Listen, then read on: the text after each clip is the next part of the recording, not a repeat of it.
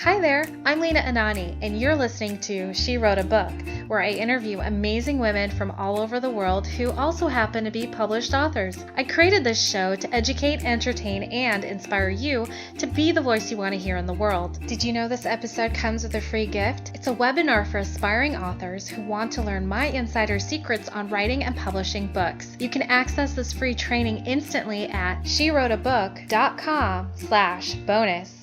Now let's get started. You are listening to episode number 39 of She Wrote a Book, and today I'm interviewing Michele Scism, author of the book, Take the Risks or Get a Job, How to Make the Choices That Will Make You Money. You have cash flow, but you never seem to have enough money. Is your business growing, but you feel like you're stuck in the struggle? Take the Risks or Get a Job shows you how to get rid of the bad habits and attitudes that are holding you back. Michele Scism, founder of DecisiveMinds.com, is known as the Results Lady. She is decisive, driven, and committed entrepreneur dedicated to helping business owners build thriving, leveraged businesses. She is an author, speaker, and radio show host. Again, her book is called Take the Risks or Get a Job, How to Make the Choices That Will Make You Money. You can find the link to purchase her book in our show notes for this episode at SheWroteABook.com/39. So, Michele, it's such a pleasure to have you as a guest today. I've got to know what made you want to write and publish this book. Oh, my goodness. I have to say, so this is actually my third book, and I was in a conference with a very great group of entrepreneurs, and they were just kind of whining about what it takes to build their business and just, oh, my goodness, it was driving me crazy. And I thought, okay, people, you either learn to take the risk or just go get a job. And then I went, oh, wait a minute, that would be a good book.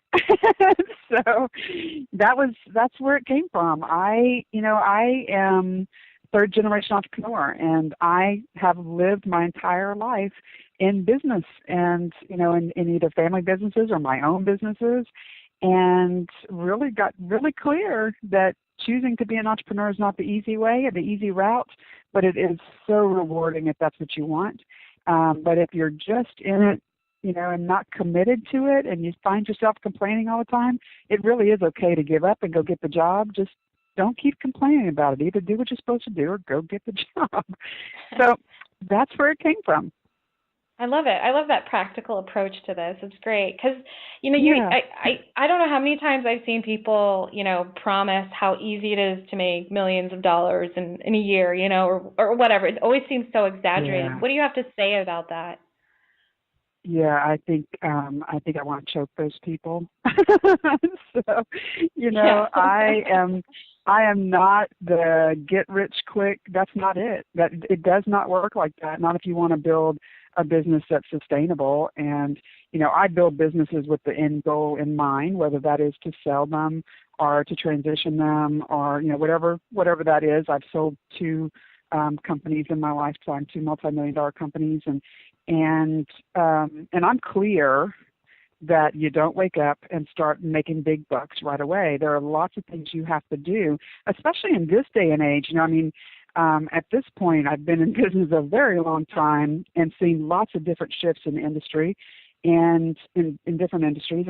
And we're at a point now where if you're not willing to build a community, those supporters around you through social media, building your email list, all of those things over the last 10 years have truly changed the way business is done. And so it's not get rich quick. And I have to tell you that drives me crazy. And that whole, what is it, 4-day work week or 4-hour work day or whatever that is, that drives me crazy too. I'll just throw it out there right now. So. The 4-hour work week. I mean, I just try to conceptualize it in my head. I'm like, how does it work? How do people do that? Especially if you're an entrepreneur, aren't you? Or like for me, I'm always thinking about my business like 24/7. Even in my sleep, I'm thinking about my business. So I wonder how people do that in 4 hours a week. Yeah. So that's a good point. Here's the important. Yeah, the important thing to that is that, and I'm just like you. I mean, I wake up thinking about it, and I go to sleep and dream about it. And I was born and raised in a family that did that, right? But the difference is those who are out there just thinking about it and those of us who are actually taking action on what we're thinking about. So like you doing this interview, I mean, you're an action taker. I'm an action taker. And we're moving forward towards our goals. So I just wanted to kind of throw that out there for people. Are you just thinking about it, or are you taking the action towards it? So, good. Exactly. So what would you say to someone who is thinking about it, and what would you say to someone who is thinking about becoming an entrepreneur? So the first thing would be that, it's a tough road. It is, when we have a boss, when we work for someone else, there's always that someone else who's making the decisions, the final decision, or are totally responsible, or they're going out and making the sales and bringing the customer to you so you can do your job, or whatever that looks like. When we become the entrepreneur, that whole thing comes onto our shoulders.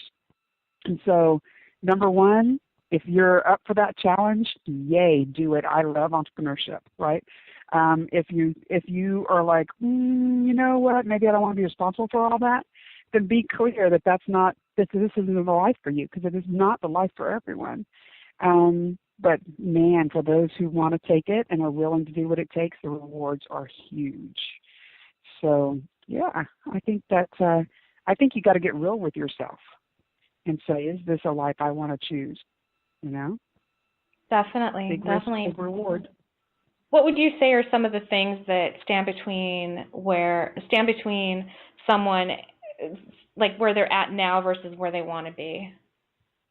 Yeah, I wrote about 3 specific things in the book, and I said in the book that entrepreneurs are lazy, they're cheap, and they're broke. And what I was talking about is, number one, lazy being not like not doing the work, but lazy in the aspect of not doing what it is that you're supposed to do. When you're an entrepreneur and you don't have a sales team in place that's supporting you and you're responsible for making the sales, how many sales calls did you make yesterday, right? How many sales calls did you make last week? And as you know, I'm a business consultant, a business coach, and when I'm working with entrepreneurs, that's where we get started. And I can tell you, 99% of them are like, well, I made one last month, right? It doesn't work like that. You've got to. I get it that we're not sitting on the couch as entrepreneurs. We're not doing that. But boy, we can do a lot of stuff to avoid doing the things we really should be doing. And whether that is I call them income producing activities. So that is being out there and meeting the people that you're going to have the sales conversation with. It's booking speaking engagements and getting out there and speaking, or creating your next product that you're going to be out there, that you're out there selling.